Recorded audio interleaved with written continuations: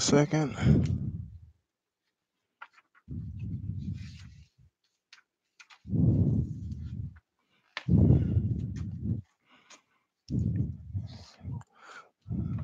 Let me know if you can hear me, please. If y'all can, just type in the chat. Let me know if you can hear me.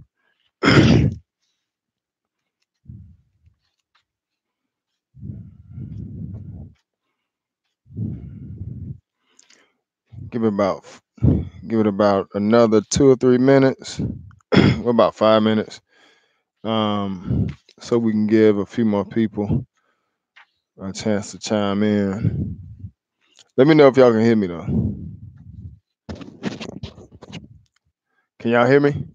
Somebody type in the chat. Let me know if I'm coming through. Okay, thanks, Bruce. Appreciate that. Trying to look for something in this book. The last 2 million years. I want to show y'all some proof.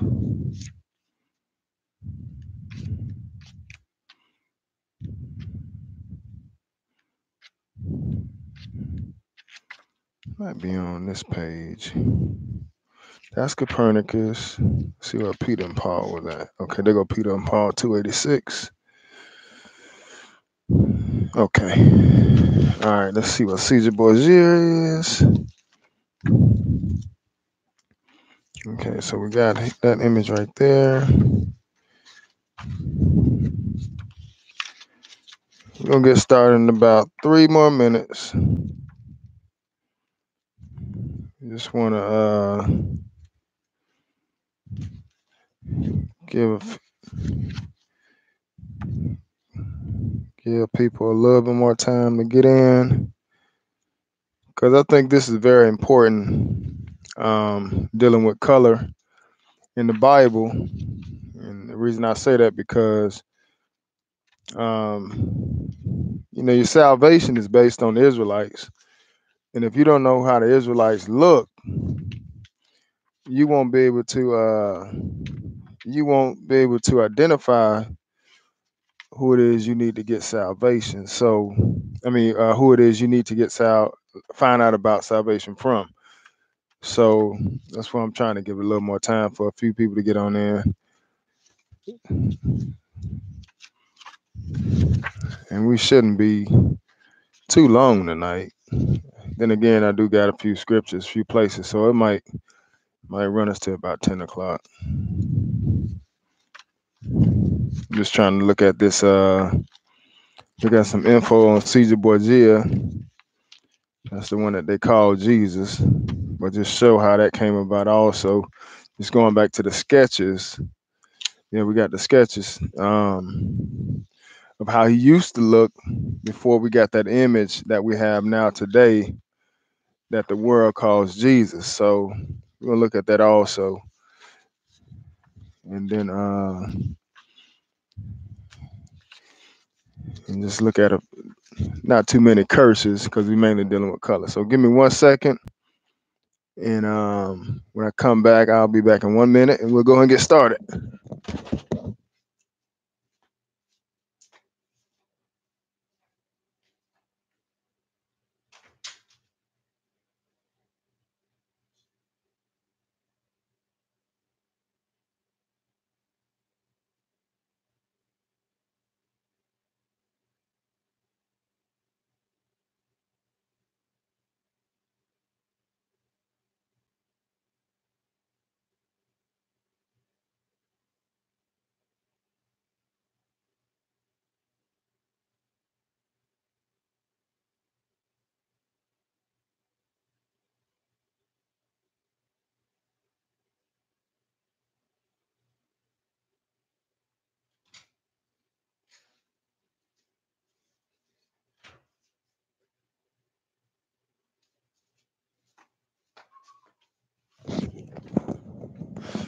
All right, so I'd like to say good evening to everybody that may be tuning in right now.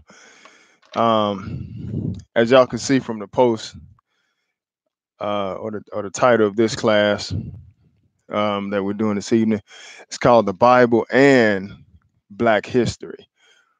And I wanted to look at this because We have so many different things that we have in the Bible. Morality, uh, you mainly covering how to, love your brother, treat your neighbor, and stuff like that. Salvation, uh, prophecy, so many different things in the Bible that we tend to look at and pay attention to. But one of the most important things in the Bible that a lot of people forget about is God's people. And not to say that, what Jesus did doesn't matter, because his salvation, his death, matters a lot. That's you need that to actually get salvation. But at the same time, he does have a protocol that he set up. In other words, there's some people that the Lord set up or chose to preach his gospel, which are known as the Israelites. And these Israelites that the Lord chose happen to be, well, they happen to have a color. And we're gonna look at that color this evening. But like I say, I think it's very important because we tend to just accept whatever society throws at us. And it's bad that we have to do this, because it's like we have to verify who it is we are. Being a black man, being an Israelite, it's like we have to verify and show you that we're the real people of the Bible, when it shouldn't be that way. Like, for instance, you have people um, automatically, when it comes to the Israelites or Hebrew Israelites, you have this tag that comes along with them, and it's called the Black Hebrew Israelites, as if there's another faction of Israelites, and it's only one. The Israelites are black. Not all black people are Israelites, though. Because you have different nationalities that took on the same complexion, but they're not the same people. So in this case, we're talking about you have different. You got dark nations that come out of Shem, and different shades of color that come out of Shem. Um, but that don't mean that everybody came out of Jacob. Jacob coming from Shem by way of Abraham and Isaac. He's black, and everything that came out of him was black. Talking about the 12 tribes of Israel. So that's one faction of it. Then you have another one, Ham. Ham is also a black nation of people, which the world considers, the Africans, Ethiopians, Libyans, and stuff like that, Canaanites.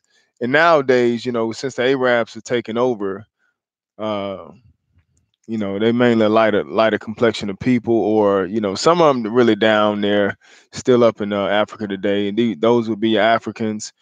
But you still have the Arabs over there also. But the real Ethiopians and Africans are black people coming out of Ham. So it's a difference between the Israelites and the Hamites, and that's what most people don't understand. They just like to throw us all in the same bunch and say things like, "Well, the Bible doesn't deal with color." Well, let me just explain something. The Bible does not focus on color. All right, but what it does do, it does focus on the nation of people. And by focusing on this nation of people, it would be it would be beneficial to mankind as a whole to focus on this nation of people also. Let me tell you why I say that. Go look at John chapter 4 right quick. Go to John chapter 4, and I'm gonna tell you why I say that. John 4, we're gonna read one verse, what the Lord said to the woman at the well. John 4:22, he says, "You worship, you know not what, for salvation." No, I'm sorry. He said, "You worship, you know not what. We know what we worship." Talking about him and his people, the Israelites. He said, "We know what we worship, for salvation is of the Jews." So this is why it would be beneficial for you to also find out and find out first off who the Jew is that the Lord is talking about. And then second off, like I said, it's important to Jesus himself. It would also, benefit you for it to become important to you, because in order for you to find out about salvation, you're gonna have to find who the Jew is. So just think about it like this. Before we got GPS and technology, before it advanced to where it is now, if you was, in I guess in the past time before we got to where we are now, as far as like with uh Google Maps, Waze, and all that type of stuff, the way you would have to find a location. So just say, for instance, you're going to visit somebody. We didn't have all this technology. So what would happen was they would get on the phone and give you direction to the house, right? In some cases, besides maps, physical maps you would use. Um, but if you were going to somebody's house in a town or something close to you, not too far from where you live, you driving over there, you know, I could remember how we would give directions, and to let the person know they were close or on the right path, we would give a landmark. You know what I'm saying? And the landmark, it'll be something that would stand out to let you know, okay, once you get there, you turn this way. You know what I'm saying? And I'm not too far from that. You understand? So that would be a way to, show you that you're actually going in the right direction. So I give you that, example, because that's the same with your salvation. And it's just so happened that in order for you to get salvation, you have to find out who the Jew is. But guess what comes with that Jew? He got a color on him, and he black. So that shouldn't be an issue. But you do have to find out who this guy is and how he looks, because based on what we have today, we have a group of white people that are over in Israel today that are calling themselves Jews. And based on the Bible, that's not the case. That's not the case. The Israelites are black people that have been, scattered into captivity and cursed by God. And they've always been black. But the people that are perpetrating or in the land today, they consider themselves, Jews, but none of the curses in the Bible has happened to them at all. As far as what we're going through as a nation, hey, none of this stuff happened to them at all. All right, give me 1 second.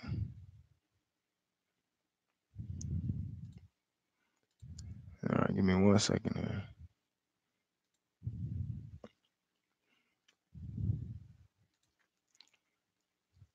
All right, so like I say, none of this stuff happened to them at all. All the stuff that you see going on with the Israelite, that happened to a black people that's been scattered throughout the world in worldwide captivity. Now, most people like to think, well, when it come to the slave, that the slave just happened to go to America, because you have a lot of brothers that are preaching that you know when the Lord get back, he gonna get us out of captivity from America. But that's not the case. We got scattered everywhere. So let's go look at this. Let's go over to Deuteronomy chapter 28, because we're gonna look at the color. That's why I titled this um, the Bible in Black History, because we do have a history before we came to America. Before we got off the slave ships, what I'm saying, we were a great people. You just go back and look at David. What I'm saying, a king over Israel.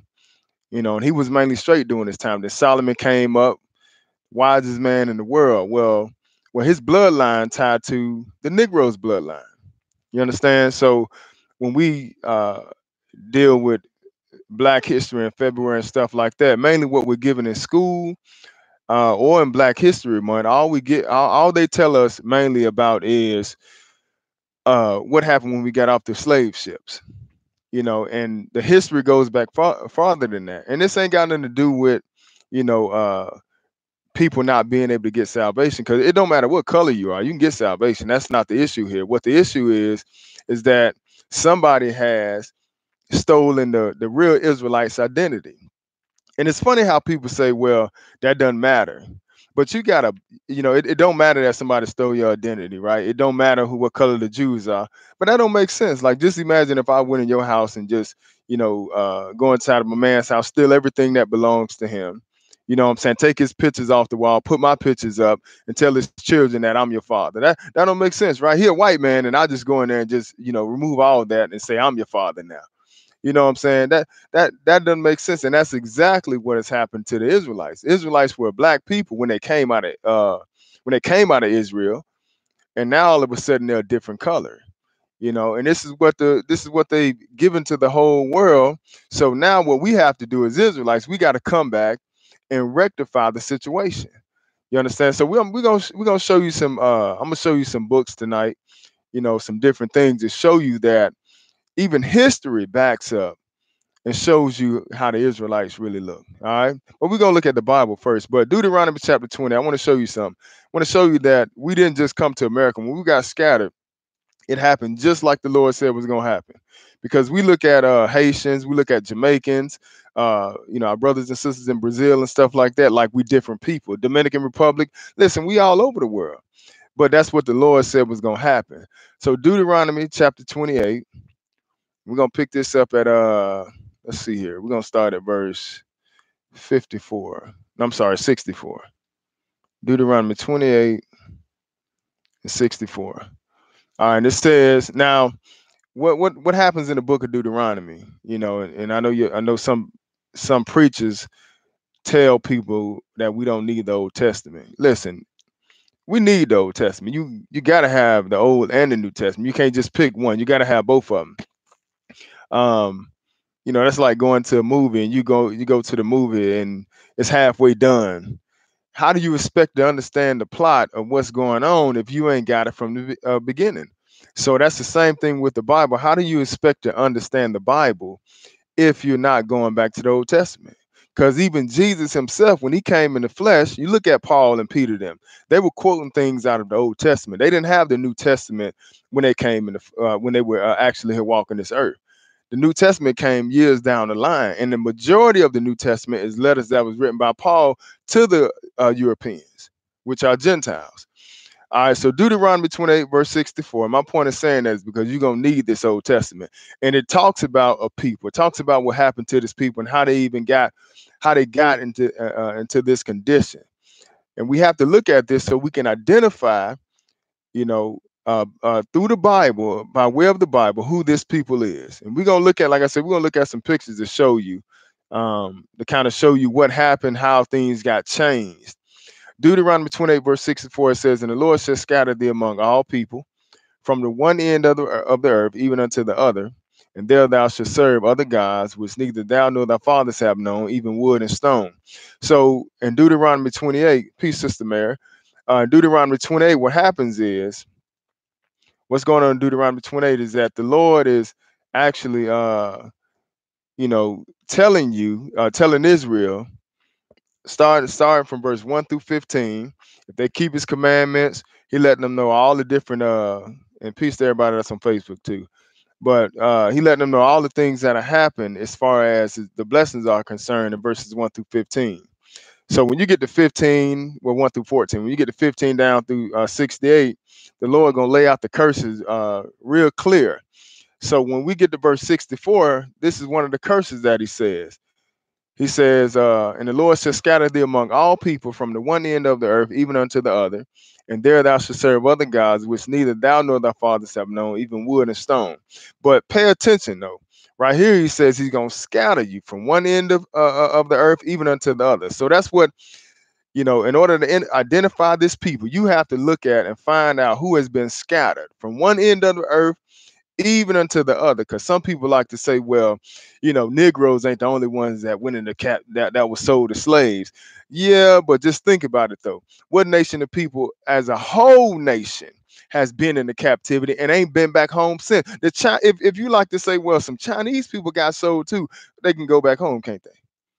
You see, like I like to say, everybody want to make this push for the Mexicans to go back home. Why ain't nobody making no push for the Negro to go back home? Because you the slave, you ain't going nowhere until God get back. Just understand that. And they know that, right? But what he's saying here in 64, the Lord gonna scatter you among all people from the one end of the earth even unto the other, and there thou shalt serve other gods, which neither thou nor thy fathers have known, even wood and stone, right? So now when you skip down to verse 68, he gonna tell you how it's gonna happen. Because he said he gonna scatter you, right? But now he's gonna tell you how you gonna get scattered. So in verse 68, he says, and the Lord shall bring thee into Egypt again with ships. By the way whereof I spake unto thee, thou shalt see it no more again. And there you shall be sold unto your enemies for bondmen and bondwomen, and no man shall buy you. So, in other words, first he said he's going to scatter you. Now, in verse 6 to 8, he's telling you the mode of transportation, how you going to get scattered. The Israelites going to get scattered into captivity by way of ships. So, this is going to be a sign to identify who these Israelites are. So now you go back in history and you think about it. Who went into captivity by ships? Who went into worldwide captivity by ships? And they don't teach it, too much now in history, but when I was coming up, they would teach it, in school. And matter of fact, that's where it started at. It didn't go back no further. It just talked about us coming off slave ships. And that's why I hated history, because it just seemed like that's all it was about us. All they showed me was these great men, these great white men. You know what I'm saying? But when it came to me, I was just a slave. You know what I'm saying? So I didn't want to know. I didn't want to know about history. You know what I'm saying? Because it didn't really intrigue me. Like, I've been beat down. I became a slave. My forefather came a slave. You know what I'm saying? And that's it. So I ain't want to know nothing about it. But this is who it's talking about, though. It said, the Lord shall bring thee into Egypt again with ships. Egypt, in this case, we just talking about the house of bondage. Because our first Egypt, our first captivity as a people was in Egypt. So right here in Deuteronomy, the Lord has already delivered them out of Egypt. They get ready to go into the promised land. And Moses is talking to them and letting them know, listen, if you mess up, God is letting them know through the mouth of Moses, if you mess up, what's going to happen is I'm going to take you back into Egypt. But you're not going back into that previous Egypt that you just came out of. This time, remember he said he's going to scatter you, right? So what he's getting ready to do, he's going to send you into Egypt with ships. And once you get off them slave ships, pay attention to what he said gonna happen. He said, the Lord shall bring them to Egypt again with ships, by the way whereof I spake unto thee, thou shalt see it no more again, talking about the land. And there you shall be sold unto your enemies for bondmen and bondwomen, and no man shall buy you. So when you get off them slave ships, guess what's gonna happen? You're gonna be sold as a bondman, which is a male slave, and you're gonna be sold as a bondwoman, which is a female slave. And ain't nobody gonna buy you out of this slavery. And ain't nobody came and bought us out of slavery now. I think I was listening to a guy today on YouTube, and he was saying how I ain't gonna say his name, but he was saying how why the Africans ain't came back to fight for us and get us back. You know what I'm saying? And he was saying how we complain so much about America, right? Because I guess to make America great again slogan. He was saying we complain so much about America, and it's a black guy. He said, if you don't like America, then go to Africa then. And he said, you don't want to go to Africa because over there they don't like you either. And he said, they're gonna treat, and this is not a brother that's in the word either. He said, you go back to Africa, they're gonna treat you worse over there than you get treated over here. And I know some people that actually went over to Africa and they had a taste of it themselves. But we're not liked. You understand? And this is why we ain't going back. But the Lord told you that. He said, thou shalt see it no more again, and there you shall be sold unto your enemies for bondmen and bondwomen, and no man shall buy you. In other words, ain't nobody gonna free you out of this captivity. See, our king that's gonna get us out of this is Jesus himself. Listen, Donald Trump ain't gonna do nothing for us. He ain't gonna get us out of captivity. Martin Luther King, he tried, nothing happened. Jesse Jackson ain't gonna get us out of this. Al Sharpton, Creflo Dollar, TD Jakes, ain't nobody gonna get us out of this until the Lord get back. When Jesus set foot back on this earth, this is when Israel coming out of this captivity. Now, but I can say that it's we starting to wind down until the coming of the Lord to get us out of this. All right. But this is how you identify who this people is. Now I want to show you something in this book right quick, right here. It's called The Last 2 Million Years. I want to just read something out of here because he said he was going to scatter you. So just to show that we didn't just come to America, I just want to read a little excerpt. It's called The Last 2 Million Years on page 410. And I'm going to read some about Haiti and also Jamaica. Haiti and Jamaica. Let's see something here. All right, so it says here, and we're gonna go to Jamaica afterwards. We're gonna look at Haiti right quick.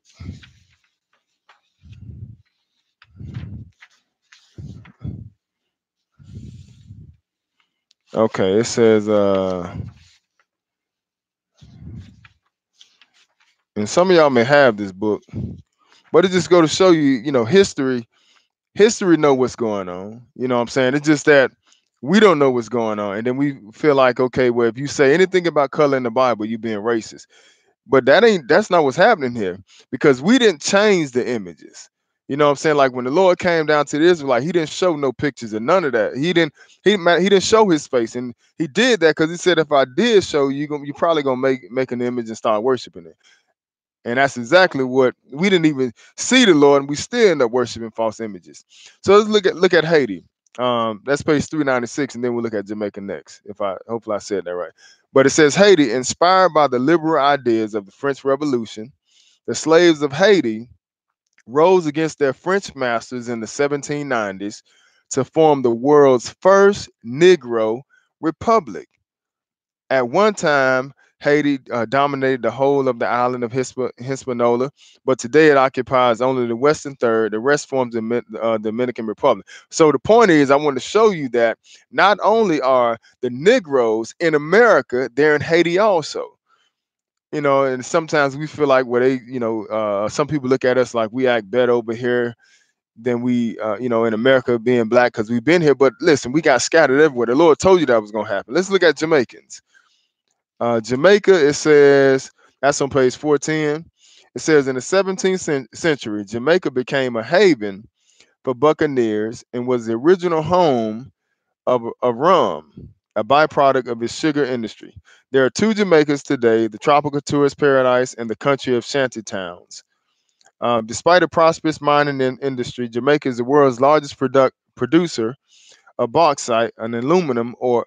25% of Jamaicans are jobless. Sound like the Hebrew over here, ain't it? It says a pirate base. When Columbus discovered Jamaica in 1494, the island was inhabited by, it says Arawak Indian, Arawak Indians, right? However you say that. It says Spaniards set up sugarcane plantations and used the Arawaks as labor, but the Indians, and we like to say that Indians are part of the 12 tribes, right?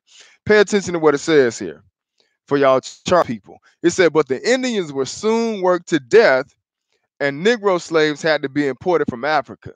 So they was already, first off, they was here. But if you think about it, I got a book that even tell you how the Indians had slaves.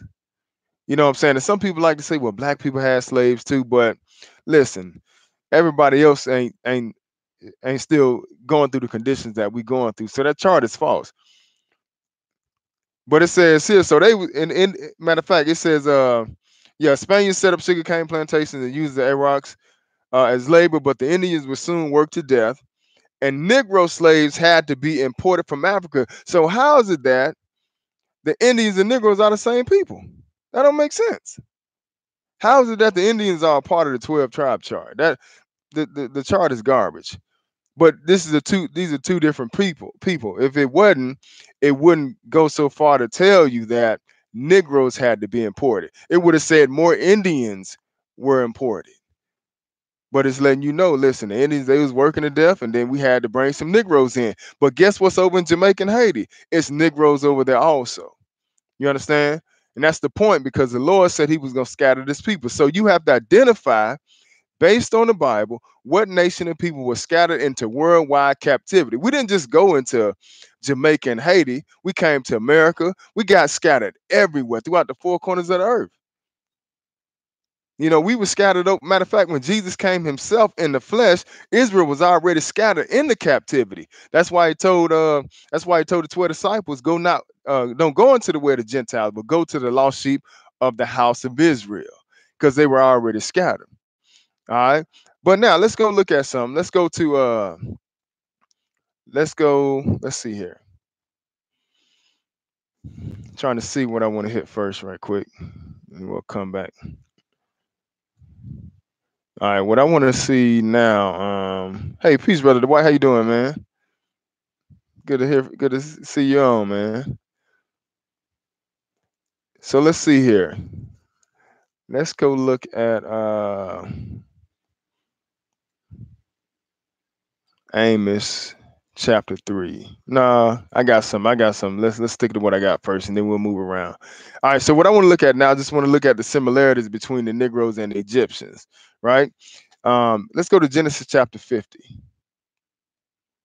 Genesis chapter 50. And this is when Jacob died. And they're gonna mourn for Jacob. Some Israelites gonna mourn for Jacob. Some Egyptians gonna mourn for Jacob. And they and uh and Joseph wanted to take his father up to Canaan to bury him, because his father had a plot up there with his fathers. So Joseph had agreed to do that, and they getting ready to go up there to bury his father after they mourn. So Genesis chapter 50, we're gonna pick this up at verse 6. This is after Joseph got permission to go bury after he got permission to bury Jacob. So it says, and Pharaoh said, go up and bury thy father, according as he made thee swear. And Joseph went up to bury his father, and with him went up all the servants of Pharaoh and Pharaoh, the elders of his house, and all the elders of the land of Egypt, and all the house of Joseph and his brethren and his father's house. Only their little ones and their flocks and their herds they left in the land of Goshen, right? So you got some Egyptians going up, and you got some Israelites going up to bury Jacob, right? Along with Joseph and his whole house. And he's an Israelite as well. All right, so it says, and there went up with him both chariots and horsemen, and it was a very great company. And they came to the threshing floor of Atad, which is beyond Jordan, and there they mourned with a great and very sore lamentation. And he made a mourning for his father 7 days. Now check this out. And when the inhabitants of the land, the Canaanites, saw the mourning in the floor of Atad, they said, this is a grievous mourning to the Egyptians. Wherefore the name of it was called Abel Mizraim, which is beyond Jordan. All right, but pay attention to what the inhabitants of Canaan saw. When they looked over and they saw Joseph, his house, his brothers, and also some Egyptians mourning, they said this is a grievous mourning to the Egyptians.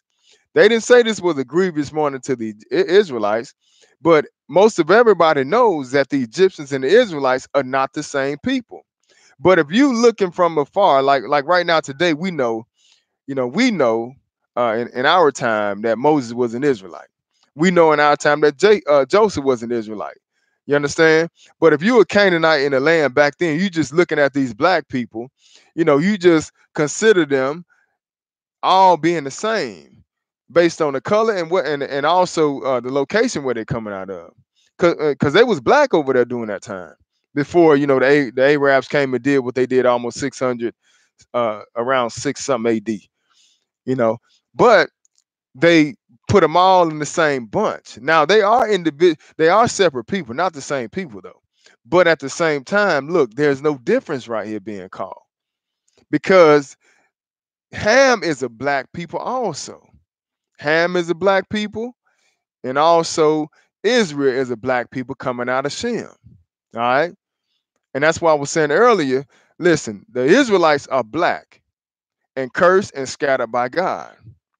The Hamites are black, but they're not the Israelites. You understand? That's why so many people, when Barack Obama got put in office, everybody was happy and up in arms and stuff like that, thinking that he was going to do something for the Afro-American. But Barack Obama comes out of the seed of Ham. Based on what he said, his father being from Kenya, he would be a Hamite. You understand? And then even if he was us, which I doubt seriously, he's on the payroll. He got to handle what they tell him to handle. That's why he pushed more gay rights. He ain't really do nothing for the Israelite. He pushed more gay rights than anything. And that's what you have to look at. People say, well, black people sold black people into slavery. That's exactly right. But you had Hamites or Africans selling Negroes into slavery. That's why when you look at the slave blocks, just go back in history and look at the slave blocks, and they say it says Negroes for sale. It does not say Africans for sale. It don't say Canaanites for sale, none of that, because that Negro term, it was tied to us as a byword.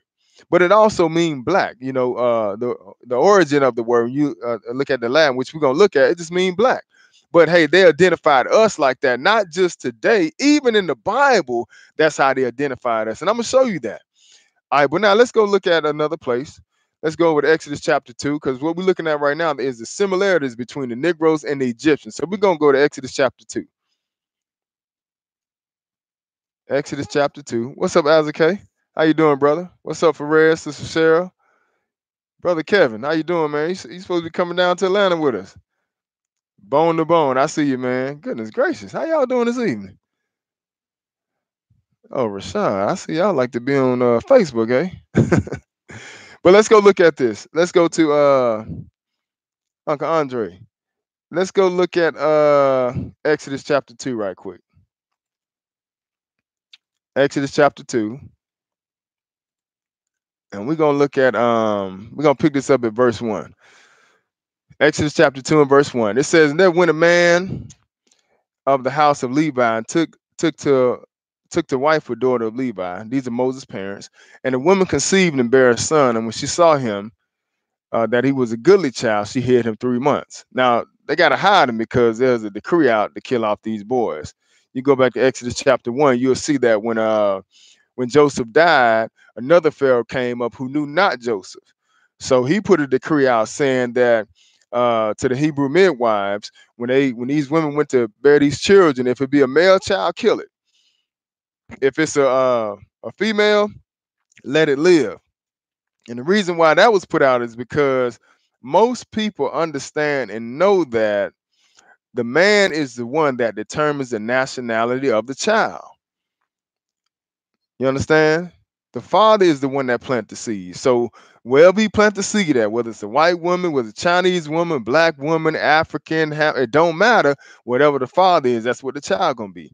That's why if you pay attention, Barack Obama started off being a mixed president, didn't he? And when it was all said and done, he was a black president. Cause see, even they know, and if you pay attention to the movie Roots, people was not what was that movie? Was it? Yeah, they did Roots Over, I think.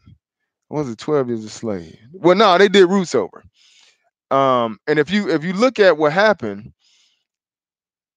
it was the master had actually slept with a black woman, and from this black woman, they had a child. And the son that came up, he was trying to fight for the rights and stuff like that, but it was no longer dealing with the nationality of the Israelite or the black man in Roots. It had took on a totally different form now because the son that they had was actually a Gentile. That's just like Timothy.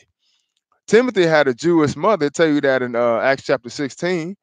Timothy, his mother was a Jewish, but his father was a Greek. So therefore, the Israelites, they was tripping like, man, you better circumcise him. So Paul went on circumcising because of the Jews that were in those quarters, because they knew his father was a Greek, even though his mother was black. But that don't determine the nationality. What determines the nationality is the father, because nations are formed through him. The seed comes out of the lineage of the man. All right, so here it says, and there went a man of the house of Levi, took to a wife a daughter of Levi, and the woman conceived and bare a son. And when she saw him that he was a goodly child, she hid him 3 months. And when she could not longer hide him, she took for him an ark of bulrushes and daubed it with slime and with pitch, and put the child therein. And she laid it in the flags by the river's brink. And my point of saying that earlier is that's why Moses had to hide, because it was a decree put out to kill him. because he was trying to kill off all the male children because a nation is formed through them. All right, so now let's skip that. Let's keep reading actually. We Exodus 2 and verse 4. And it said his sister stood afar off to wit what would be done to him because he got too big. So they had to go, they couldn't hide him no more. So they had to get rid of him. They didn't want to though. But the Lord worked everything out. Verse 5, it says, and the daughter of Pharaoh came down to wash herself at the river. So the daughter of Pharaoh, being an African or coming out of Ham, a Hamite, not an Israelite now. Moses was an Israelite. Levi, his parents both Levites. These are Israelites. All right. So the daughter of Pharaoh, that's an Egyptian or coming out of Ham, came down to wash herself at the river, and her maidens walked along by the riverside. And when she saw the ark among the flags, she sent her maid to fetch it.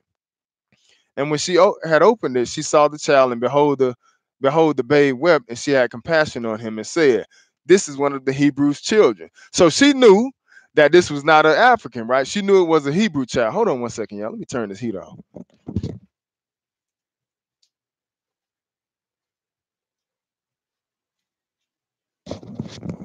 God, I felt like I was in Africa. But she knew it was she knew it wasn't one of theirs. She knew it was a Hebrew child. So it says okay, verse 7. It says, then said his sister to Pharaoh's daughter, shall I, because Miriam, she was following Moses when they put him in that little basket and put him on the river. Any normal sister would do that. So she, God working this plan out. It said in verse 7, then said his sister to Pharaoh's daughter, shall I go and call to thee a nurse of the Hebrew women that she may nurse the child for thee? And Pharaoh's daughter said to her, go. And the maid went and called the child's mother. Isn't that something? They done the child's mother, which is both Israelites, tried to keep him as long as he could in the house. He got too big, so they had to get rid of him. And they put him in in the water. His sister followed him down to watch him as if she didn't know him. So when Pharaoh's daughter saw it, his sister came up and said, well, should I go get his mother? One of the Hebrew women to nurse him? And he gonna end up going back to his mama. That go to show you the Lord had his hand in on that.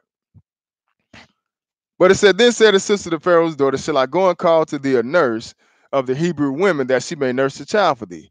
And Pharaoh's daughter said to her, go. And the maid went and called the child's mother. And Pharaoh's daughter said unto her, take this child away and nurse it for me, and I will give thee thy wages. And the woman took the child and nursed it. But they ain't know that was Moses' mama, but she got paid to nurse her own child. Isn't that something? She got paid to nurse her own child. Man, that's a blessing right there, boy. Then it said in verse 10, the child grew, talking about Moses, and the child grew, and she brought him unto Pharaoh's daughter, and he became her son. Talking about Moses, right? But this is a Hebrew child. And she called his name Moses, and she said, because I drew him out of the water. So Pharaoh's daughter, an Egyptian, she's the one that actually named Moses. That didn't come from a Hebrew, that came from an Egyptian. But just pay attention though. So now if Moses became her son, and there was a decree out to kill the Hebrew boys, how is it that he was able to sit in Pharaoh's house all this time without getting killed? Because evidently they must look alike.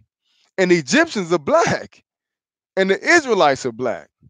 Like I said, we ain't trying to, make a big deal about it. We just trying to show you the truth. Because if you gonna find salvation, if you're looking for salvation, you got to find out who the Jew is. Like I said earlier, it's just like that landmark. You trying to find direction, you trying to find a certain place. If you ain't got no GPS, you ain't got no maps or nothing like that, somebody guide you to their house, more than likely they're gonna give you a landmark for you to find, for you to point out a landmark to you to let you know you're on the right path. You understand? What's the same with the Israelite? If you want to find salvation, Jesus told you himself, not what you worship. We know we worship for salvation of the Jews. So you got to find out who the Jew is. They just happen to be a black people. Not to say color matters, but hey, you can't sit up here and believe that these people over in Israel today, that those are the Jews. Not only does color have something to do with it, but the signs and wonders that the Lord put on these people also. You see, because like I said, the Ethiopians, they black, but they don't have them signs.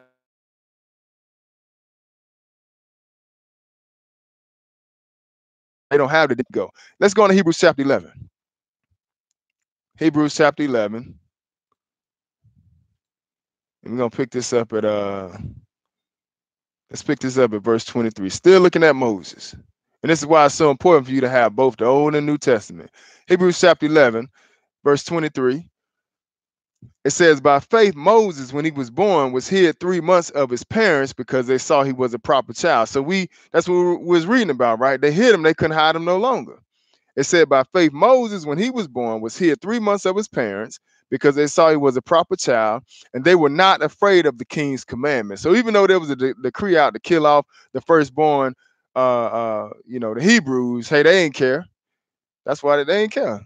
They knew he was a proper child, and they wasn't finna, have their child killed. They just hit him, and then from that point on, hey, they had to believe in God, because I wouldn't kill my son either, regardless of what the king say. So in verse 24, it say, by faith, Moses, when he was come to years, so now he's old enough to understand. It says, by faith, Moses, when he was come to years, pay attention now, right? Because we saw in Exodus that she called Pharaoh her son.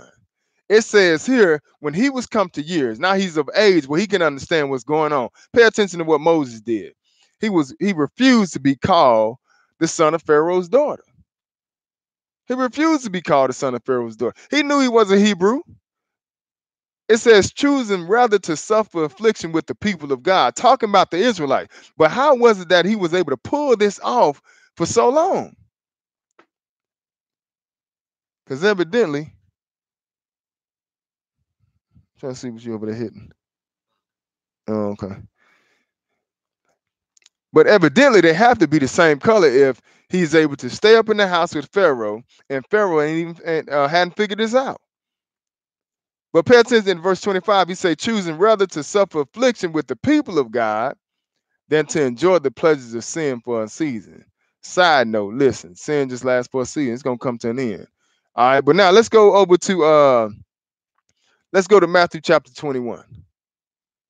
Matthew chapter 21. Matthew chapter 21. Let's look at somebody else. Look at somebody else this happened to. Matthew 21. I'm sorry, not 21. Matthew chapter 2. Matthew chapter 2. And we're going to look at how we got this other Jesus too. Because see, that's really what we got. That image of this guy that people put in their house. And listen, I don't care if it's a white Jesus or a black Jesus. You still shouldn't have no images. However, the image that most of the world worships today, that is not Jesus. As a matter of fact, before we look at Matthew 2, let me just point out something right quick. Let me show you something right quick. This book is called I think I posted this online a few years ago, but this book is called The Borgias. That's what it's called. It's called The Borgias, right? Now, the image that most people have in their house, that would be from Caesar. That would be Caesar Borgia, right? That's the image that most people put in their house that they call Jesus. That would be Caesar Borgia. He's the second son of the sixth Pope of Rome. And what really happened was his father loved him so much that when he died, he had Leonardo da Vinci paint a picture of him, like in remembrance or whatever. But what they did with that, they put the image up and said, this is Jesus. So because of this, thousands of years down the line, here it is, we come talking about we the Israelites, and ain't nobody believing us because somebody been using this image for so long. And then just think about it. When you're in power, hey, I mean, I understand why the Savior looked like the master. And that's what happened during slavery. During slavery, they would, we get beat down by the slave master, but at the same time, our Savior would be the same one that's beating us down. All right, but look at this right here. This is a sketch. This is how the sketch looked. This is how it started out. That's the sketch of it right there. Y'all let me know if y'all can see that. Look at that for a second. So y'all can look at how ugly this dude was. All right. So that's what Leonardo da Vinci started painting, right? He had that image to start with. And this is what he ended up with. So how we go from that to this? And then over the years, it evolved to something, to what we have now. But that's how it started right there. Those were the sketches of it, you see. But that's not Jesus, sisters and brothers. That's not Jesus at all. Now let's go back to the Bible. Let's go look at Matthew chapter 2. Matthew chapter 2. And this is that prophet that was like unto Moses that the Bible talks about in Deuteronomy chapter 18. I think around verse 15. This has nothing to do with uh Muhammad or Elijah Muhammad. None whatever. Ain't got nothing to do with them at all. It's actually talking about Jesus. So Matthew chapter 2, because the same things that Pharaoh for the most part that Moses experienced, Jesus experienced it, almost to the same exact T. Pharaoh wanted to kill Jesus. He wanted to kill off the Hebrew boys. Moses back during their time. Want to kill him off. Then when Jesus came, hey, there was a decree put out by Herod to kill off the Hebrews also. All right, so now let's look at this right here. Yeah, Sister Brewster. That's how it started. It started from that image, and from that we got that picture that we call Jesus. Matthew chapter 2, in verse 1. It says, Now when Jesus was born in Bethlehem of Judea in the days of Herod the king, behold, there came wise men from the east to Jerusalem, saying, Where is he that is born King of the Jews? For we have seen this star in the east and are come to worship him. When Herod the king had heard these things, he was troubled, and all Jerusalem with him. Because you got another king that was prophesied to come. Now he's on the scene, and Herod don't like that. And Herod didn't play. He could kill anybody. He killed off his own brother and family. You know what I'm saying? Thought they was plotting to take him out, so he had him killed. So he sent these wise men, and it don't say how many wise men came. It's just that these wise men, when they came to Jesus, they bought frankincense, myrrh, and I can't remember what else it is. They brought frankincense, gold, frankincense, and myrrh. So because of that, people like to say it was just three of them. Now listen, anytime you go to a king, you're gonna bring something in honor of the king, to honor the king. But it don't tell you how many wise men came. So that three men at the nativity scene, the three wise men that you see on the nativity scene at Christmas, that's false. Another thing that's false about that is that Jesus wasn't born in the wintertime. And when the wise men got there, he was already chilling. He wasn't even in the doggone manger no more. You see, so people just flip things up, and like the Bible tells you in 2 Corinthians chapter 11, beware of them that come preaching another Jesus. That's what they gave you. Christmas, that's a totally different Jesus. Because the Jesus that we serve told us, remember his death, which is the Passover. All right, so we're going to skip down to verse 9. We see the wise men in here. It says, when they had heard the king, they departed, and lo, the star which they saw in the east went before them, till it came and stood over where the young child was. When they saw the star, they rejoiced with exceeding great joy. And when they were coming to the house, they saw the young child with Mary, his mother, and fell down and worshipped him. And when they had opened their treasures, they presented unto him gifts, gold, and frankincense and myrrh. And this is what they're doing. They present this to this young child because, listen, he's the coming king of the world. But it said when they were coming to the house, they saw the young child, not the baby. He doesn't grow up a little bit. Time has passed. This is why Herod put out a decree for all the male children that were 2 years old and under, have them killed. So he was more like he could have been around 2 years old. Could have been less, but listen, it's been some time since he's been born. He wasn't a baby. That's the thing.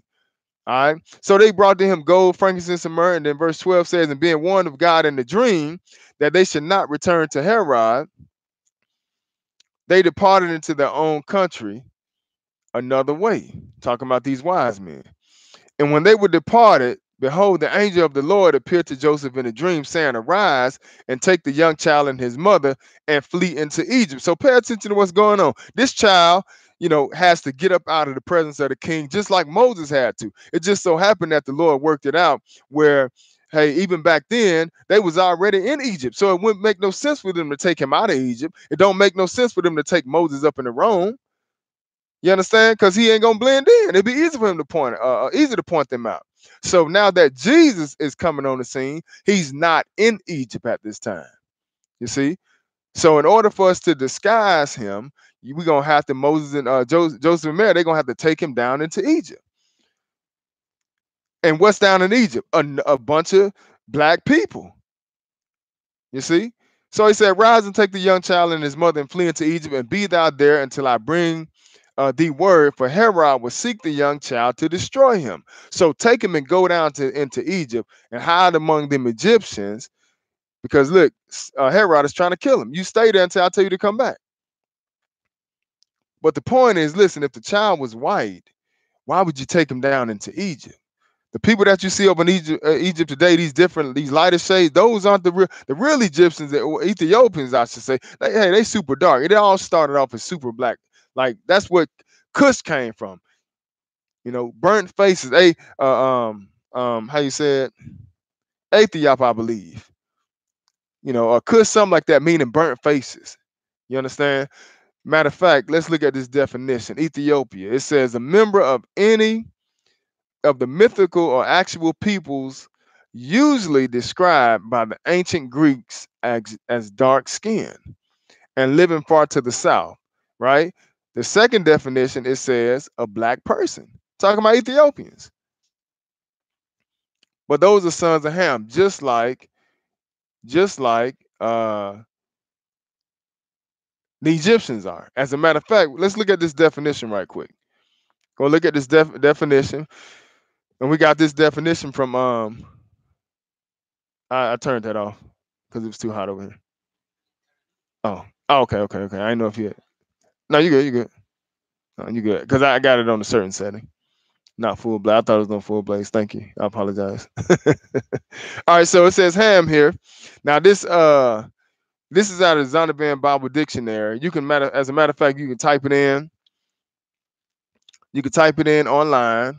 You can type in Ham, and I guess because it's so popular, you could matter of fact, you can type in Ham in the Bible Dictionary in your computer, and the Zondervan Bible Dictionary come up. But I actually have the physical dictionary here. Most brothers, when we come into the Word, and sisters, that's one of the first things we get as far as books are concerned to prove our point. But these people here, Zondervan, being a Gentile, responsible for this Bible dictionary, actually put it out there, and now the new dictionaries come out, they try to change it. It's funny how I'm talking about over the past 10, 11 years, they trying to change it. But we already got the proof. It says Ham. All right. Ham is one of the sons. It says the youngest son of Noah. Because Noah had three sons. He had Ham, Shem, and Japheth. Japheth in Genesis 10 lets you know, hey, by him were the isles of the Gentiles divided. All right. But specifically speaking about Ham here, it says he's the youngest son of Noah, born probably about 96 years before the flood, and one of 8 persons to live through the flood. He became the progenitor, that means father, of the dark races. So Ham is the progenitor or the father of the dark races, right? But it says not the Negroes. So he's the father of the dark races, but not the Negroes. So evidently, this person that put this dictionary together, he knew something. I saw another thing that it says, well, we don't know why he didn't explain it. That the Negroes from Shem, he didn't give him the explanation. But it is no need. But one thing we do know is that the Negroes don't come from Ham. He became the progenitor of the dark races, not the Negroes, but the Egyptians, Ethiopians, Libyans, and Canaanites. You see that? That's who Ham was the father of. The Ethiopians, the Egyptians, which is a dark people, because the people that's in the land today, over in Africa and stuff like that, for the most part, those are Arab that have taken over. That's why you see some Egyptians now look a little bit lighter. You see, but for the most part, listen, the Egyptians coming out of Ham are a dark black people. Ethiopians, a dark black people. Libyans, a dark black people. Canaanites, a dark black people. Deuteronomy chapter 7, it'll give you Hittites, Amorites, a dark black people. But he's not the father, Ham, that is not the father of the Negroes. So if Ham isn't the father of the Negroes, then who's the father of the Negro? Shem is. So when we point that out, it's a problem to the world. But listen, your salvation is based on that. Not the color of not my color, but it's based on what God gave this people. He gave them the word of God. He gave them the understanding on the word, and he gave this to them, the gospel to preach to the world. So it's gonna be to your benefit to find out who this people is. So now let's go a little bit further. Let's go to Acts chapter 21. Acts chapter 21. We're gonna look at Paul.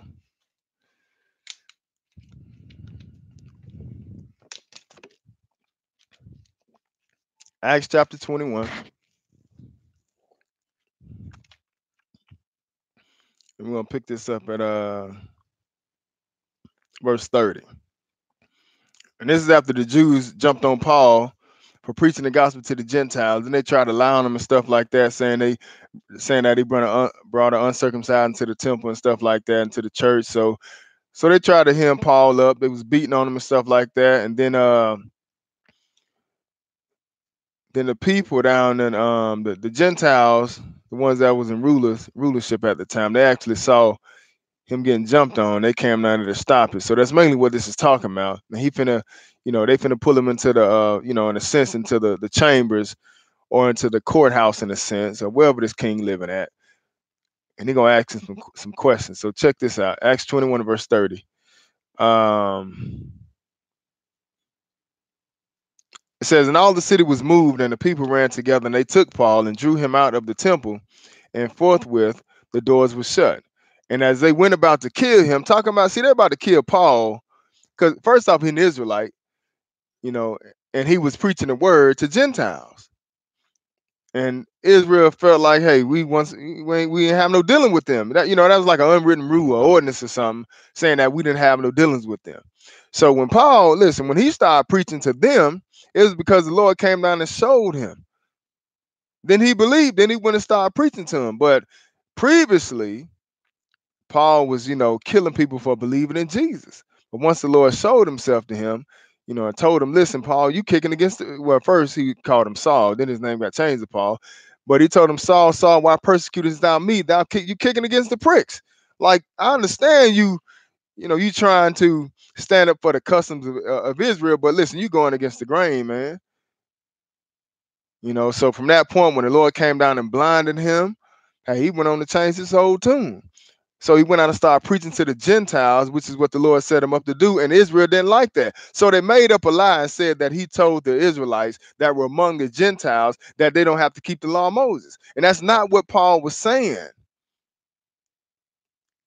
Paul wasn't telling them that they ain't got to keep the law of Moses, but this is what the brothers had said. They lied on Paul, right? So Acts 21 and 30. 31, and as they went about to kill him, tidings came unto the chief captain of the band that all Jerusalem was in an uproar. Then it says, who immediately took soldiers and centurions and ran down unto them when they saw the chief captain and the soldiers, they left beating up Paul, because his own people was beating him, right? Talking about some Negroes beating up Paul, which was a Negro. And then these captains and soldiers come down there, they're gonna stop beating them. We always like that, ain't it? We do it. That's just like on Minister Society. Remember, they out there doing all type of hustling and stuff like that. And when the police come, they all take off running, because we ain't got no power. But he said, then the chief captain came near and took him and commanded him to be bound with 2 chains, talking about Paul, and demanded who he was and what he had done. And some cried one thing, some another among the multitude. And when he could not know the certainty for the tumult, he commanded him to be carried into the council, talking about Paul. This is what the captain did, because he couldn't figure out why they was beating on Paul, because he a Gentile, you know what I'm saying? So he ain't got nothing to do with like what's going on with us. He want to know why y'all sitting here beating this guy. So you had different people saying different things or why they was beating him. So you know what he said, just bring them on into the council. And that's what ended up happening, right? So now, verse I'll just close my page. Give me 1 second. Verse 35. It says, when he came upon the stairs, so it was that he was born or carried of the soldiers. That's what born mean. He was born of the soldiers for the violence of the people. For the multitude of the people followed after, crying, away with him. They wanted Paul to get killed. And as Paul was to be led into the council, he said unto the chief captain, may I speak unto thee? Who said can, and he said, who said can that? No, okay. The captain responded and he said, it says, who said, can thou speak Greek? All right. So in other words, he said, Paul said, Paul was led into the council. He said unto the chief captain, may I speak unto thee? Who said, canst thou speak Greek? So in other words, he responded to Paul and asked him, can you speak Greek? He said, are not thou that Egyptian which before these days made an uproar and led out into the wilderness 4,000 men that were murderers? Man, Paul wasn't playing. He had a crew behind him. But notice what he said though, right? He said, are not thou that Egyptian? But we already know what the Egyptians are black. See, back then it wasn't no secret thing. Now, thousands of years down the line, now it's a problem. But back then, everybody knew how the Israelites looked. You know what I'm saying? And if they didn't, he mistaked him for being he mistaked him for being a Egyptian. You see? So now let's look at what Paul say. I ain't got it on him, but let's see what Paul say. But Paul said in verse 39, I am a man which am a Jew of Tarsus. So even though, you know, they asked him, was he was, you know, that Egyptian? How you can speak Greek, man? Are you not that Egyptian? Paul said, I'm a Jew. So that let you know the Jews and Egyptians look alike, right? Just like with Moses, you know, being in the house of Pharaoh, looking the same complexion. Just like with Jesus, where you know, they told Joseph, angel told Joseph to take Jesus down into Egypt. Same thing. Because we're the same color, but we're different as far as skin color is concerned, but we're different people. So now let's go look at something. Gonna go to look at a word in the dictionary. And I want to look up something right quick. Give me 1 second. Let me just check something out right quick. But what we're gonna look at, you probably can type it in. You probably can type it in your computer also. It's called Niger, Niger, and it'll tell you exactly what I'm about to tell you.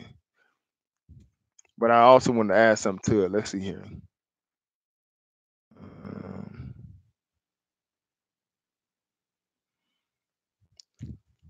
yeah, it's not in here. I thought it was gonna give me in this free diction. No, it's free Wiktionary. Hold on 1 second.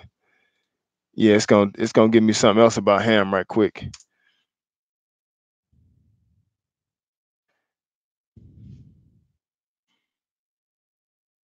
But like I said, if you're at your computer, you can type in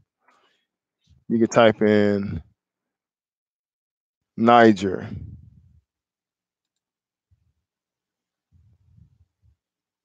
and you'll be able to see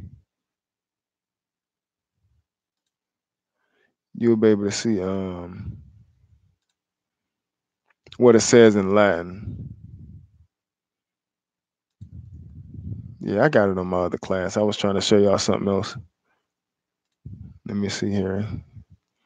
I was going to show you the difference of how I was going to show you how Ham had the Israelites or the Negroes actually working for them. Let's see if I can Google it right quick.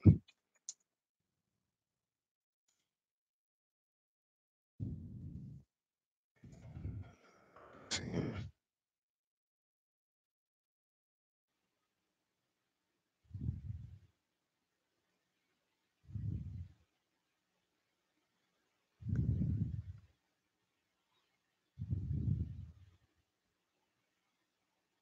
Okay, yeah, I don't see it right now. All right, well, anyway, let's get back to it. All right, so We're gonna look at Niger. Let's see. Now this is a lot. It says Niger. Like I said, you could type it in your computer, and you will be able to see what it says in Latin. So it says in the English language, and I'm talking about Niger. In the English language, the word nigger is a racial slur typically directed at black people, right? Because that's what what's going to happen with us. We gonna have all type of bywords attached to us, along with the signs and wonders and the different curses that God got on us, right? But he says the word nigger is a racial slur typically directed at black people, but they spell it here in the Latin Niger.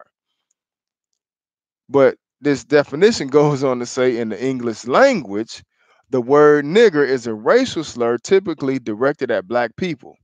The word first originated in the 18th century as an adaptation of the Spanish negro, a descendant of the Latin adjective Niger, which means black, right? I'm just reading that one more time. In the English, talking about Niger, in the English language, the word nigger is a racial slur typically directed at black people. The word first originated in the 18th century as an adaptation of the Spanish negro, a descendant of the Latin adjective Niger, which means black, right? That's what Niger means. It means black. All right, so now let's go to Acts chapter 13. Acts chapter 13. And we're going to pick this up at verse 1. Acts 13 and verse 1. It says, now there were in the church that was at Antioch certain prophets and teachers, as Barnabas and Simeon, that was called Niger.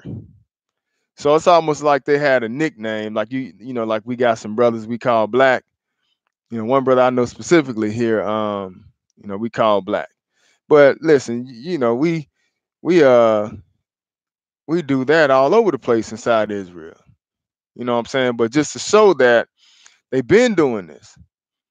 You know what I'm saying? They've been saying this stuff. They've been using that word. But if you look at the word Niger, it's in your Bible. And it means what? It means black. So evidently we had some black teachers back then. And one of the ones that was rolling with Paul, they called him black. Like, what's up, black? Some dudes be so black you call them black. Well, that's what's going on, right? He said, now there were in the church that was at Antioch certain prophets and teachers. So these people were teaching the word, right? As Barnabas, he was one of the ones that rode with Paul, correct? Remember they got into an argument when they was going to preach to the Gentiles, and they got into it because they wanted one of the brothers to go with them. I think it was James. Might have been James, yeah. Not Jesus' brother, another James. Wanted him to come with him, and he was slacking. And Paul was like, nah, man, we ain't taking him with us because last time we went somewhere he ain't come. So they got upset and split. But Barnabas, he was one of the guys teaching. So it says Barnabas and Simeon, that was called Niger. What did it say that the Niger, what did it say it translated to in the English language? Nigger. But we just identifying and pointing out how these people look in the Bible. All right, so now let's go over to Amos chapter 3. Amos chapter 3. And then and while we waiting on that, I just want to show you something. I want to show you Paul. Let me show you an inscription of Paul.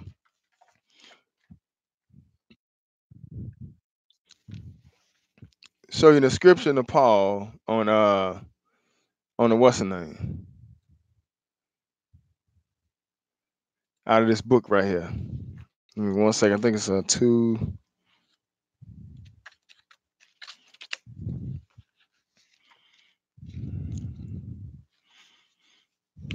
So we saw that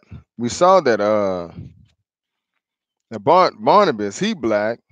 Simeon, I think it's another Simeon, or might have been the other Simeon that was I was probably trying to pay them off. Might have been him. I don't know for sure. But we just know whoever that Simeon was, he was black, right? So now let's check this out. Got a description of Peter and Paul. Check out Peter and Paul.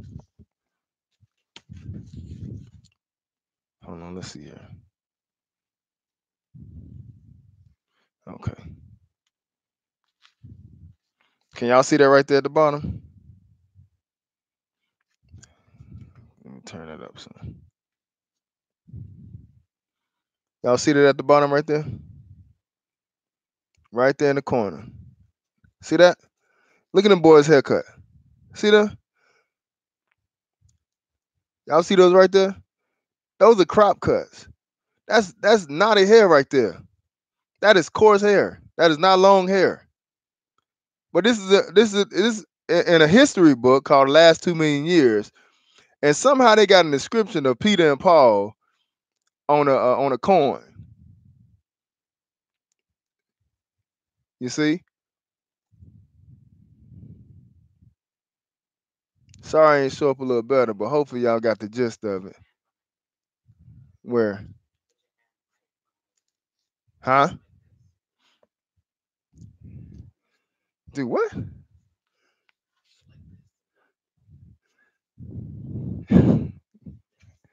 Block what line? Up top? I'm saying where? Well, my wife want me to block it so y'all can see it. What? Huh? Behind it like that? Oh, okay. Oh wow, that's cool. Y'all see that now? It's on the bottom left hand side of the page right there. My left, y'all right. That's Paul and Peter.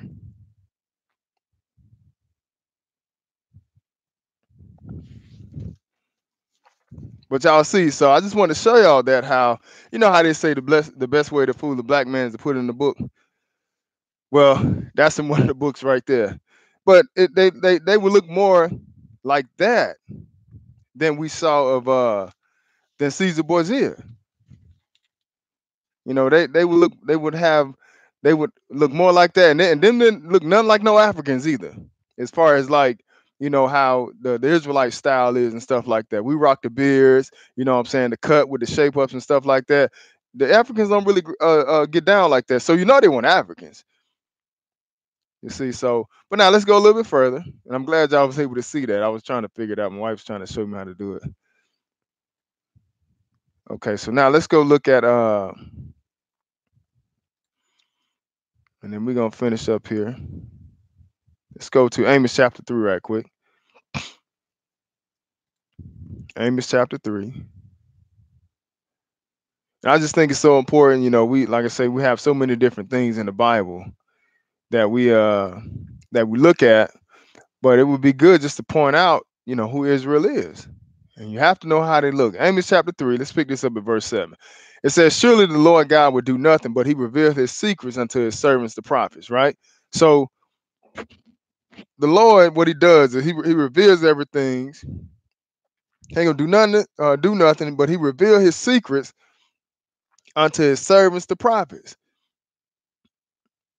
And that's why you got all this stuff. That's why you got all the prophets in the Old Testament. That's why it, it helps us to read that, to get understanding on what he was telling Daniel, what he was telling Amos, what he was telling Moses, the first 5 books of Moses, what he was telling David and Psalms and stuff like that. That's the Lord that is doing the talking. So let's go have a look at. Let's go to 2 Samuel chapter 23. 2 Samuel chapter 23. And we're going to pick this up at verse 1. It says, now these be the last words of David. David, the son of Jesse, said, and the man who was raised up on high, the anointed of the God of Jacob, and the sweet psalmist of Israel said. So the sweet psalmist of Israel we're talking about David, right? That's the one who wrote the book of that's the one who wrote the book of Psalm. Okay. That's why it says to the sweet psalmist of the sweet psalmist of Israel said in verse 3, he said, "The Spirit of the Lord spake by me, and his word was in my tongue. The God of Israel said, the rock of Israel spake to me. He that rule over men must be just, ruling in the fear of God." That's right. Just keep that in mind. But at the same time, though, for teachers and stuff like that. But at the same time, if you pay attention to what he's saying here, he said, David said, the sweet psalmist of Israel, the Spirit of the Lord was in his tongue, right? It was the Lord that was talking through him.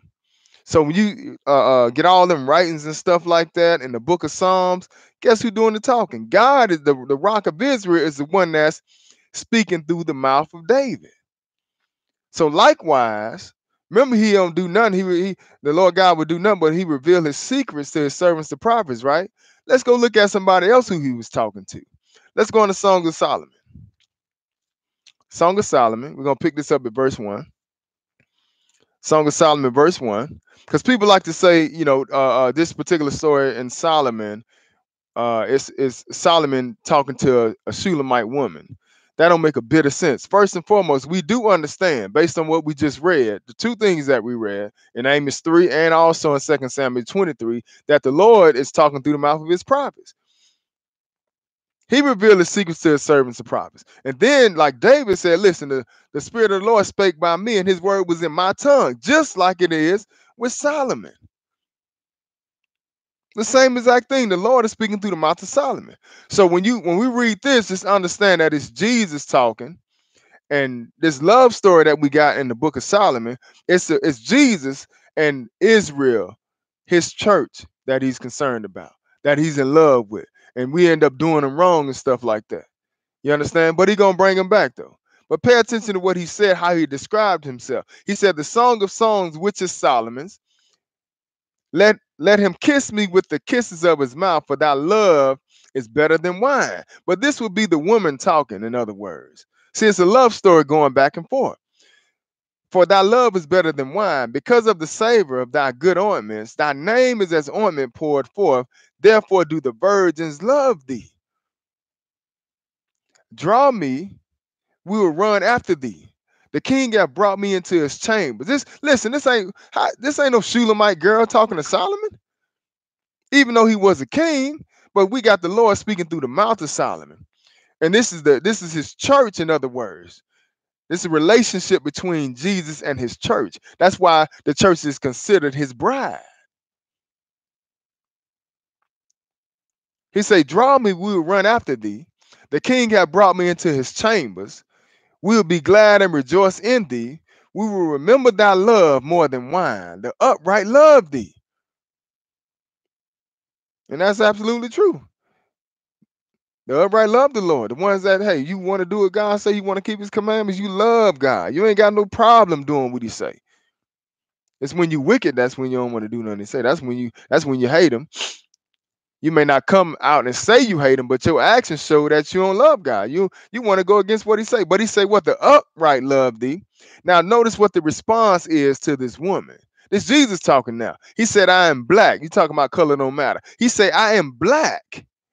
He telling you how he look. He say, "I'm black but beautiful." That's what comely means. He say, "I'm black but comely, O ye daughters of Jerusalem." Take it out of realm of talking about one particular girl, right? He said, "Oh, ye daughters of Jerusalem," because that's who the story is about. But Jesus himself is telling you that rock that spake to David. He said, "What? I am black but comely, O ye daughters of Jerusalem, as the tents of Kedar, as the curtains of Solomon." In other words, I'm black like the curtains of Solomon. So we know this ain't Solomon talking to some girl. Why would he say it? If this Solomon talking, why would he say it as if this is like he talking in the third person? But this ain't him. This is Jesus actually talking. And he's saying, "I am black, but comely, O ye daughters of Jerusalem, as the tents of Kedar, as the curtains of Solomon." But even Jesus letting you know how he looked. And he telling him, but don't pay attention. You know what I'm saying? I'm still comely. All right. But now let's go look at one more place. Let's go to Lamentations. Lamentations chapter, let's see here. Lamentations chapter 4. We're gonna pick this up at verse 1. Lamentations chapter 4. And we're gonna pick this up at verse 1.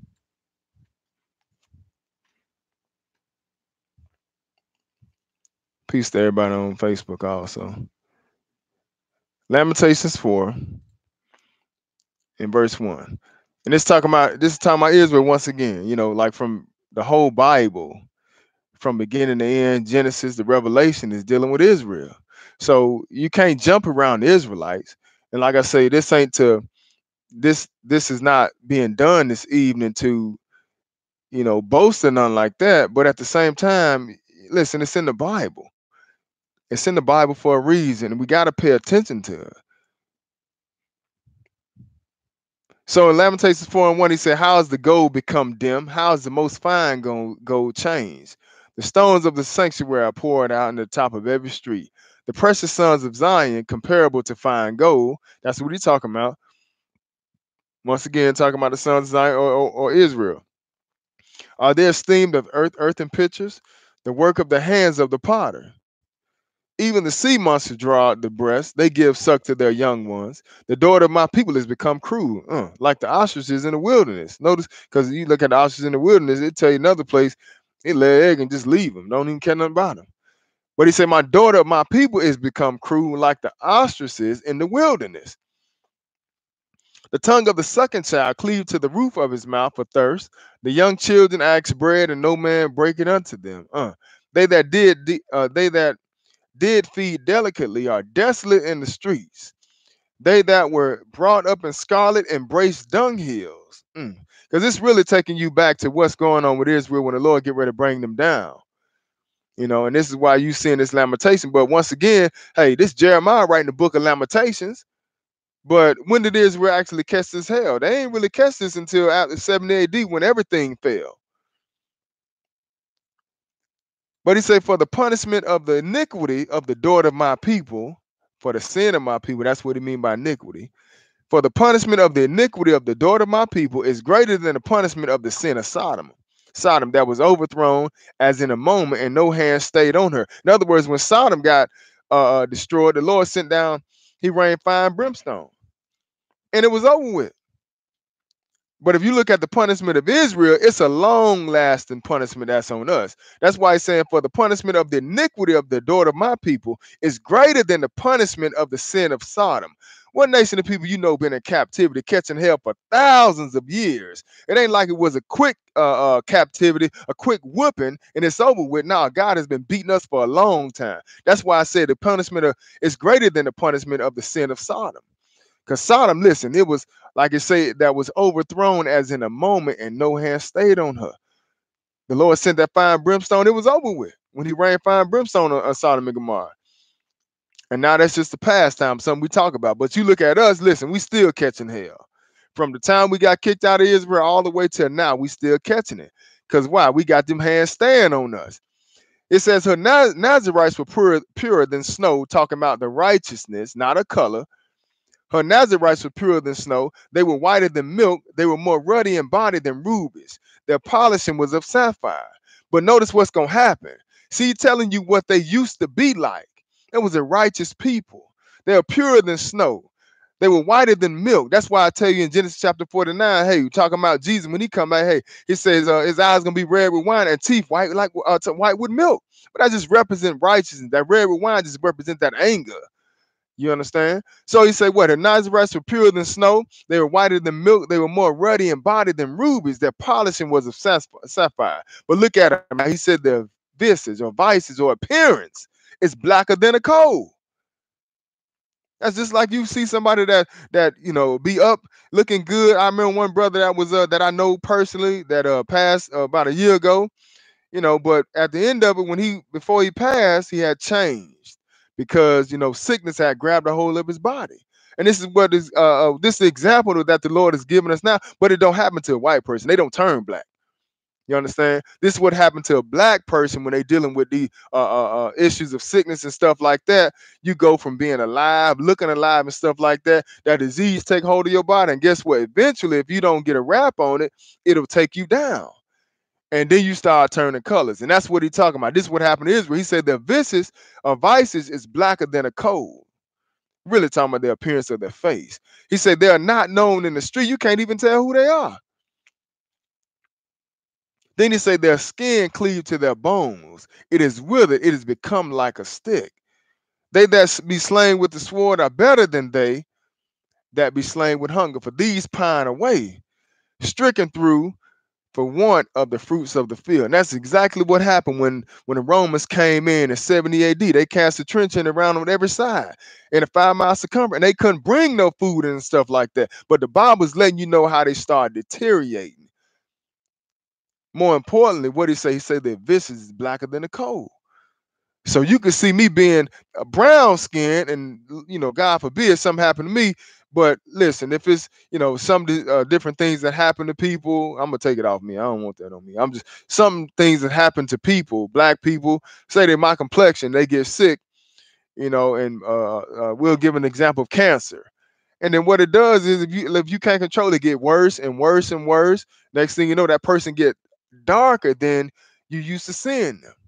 But that's exactly what happened during the time of the famine, and probably even other times also, But we know this definitely happened during the time of 7 AD because, hey, the Romans came and stopped them from bringing food in. So, if you don't eat, what's going to end up happening? You're going to start deteriorating. He even said what they skin cleave to their bones. It has become like a stick. Wow. But with that being said, that's enough on that tonight. I do pray that somebody got some understanding. I just wanted to point this out because, like I said, it's very important for us to find out who the children of Israel are. You got these brothers that are going around here like T.D. Jakes, going around saying that we Gentiles. These apologetics think that, color don't matter. Listen, it does matter. But I heard T.D. Jakes say, in his church the other day that the Gentiles, us black people and the white people, we're both Gentiles, and God grafted us both in. That don't make a bit of sense because that's not the case. He grafted us. He grafted he grafted the Gentiles in and the nations in, but Israel is actually the Jew. That's my point. So other than that, if you have any questions, just put it on the screen right quick. And if not, we'll go ahead and I'm gonna go ahead and close it out. James 1. That's true because the northern kingdom has been in captivity 24. All of us have though. Yeah, we all went in captivity because we ain't go to it wasn't too far after Northern Kingdom went in captivity that we went in also because and like you say they've been in a little longer because the Southern tribe they were still around when Jesus came. So from the time Jesus died and then around 7 AD, so we've been in about as far as the Southern tribe is concerned.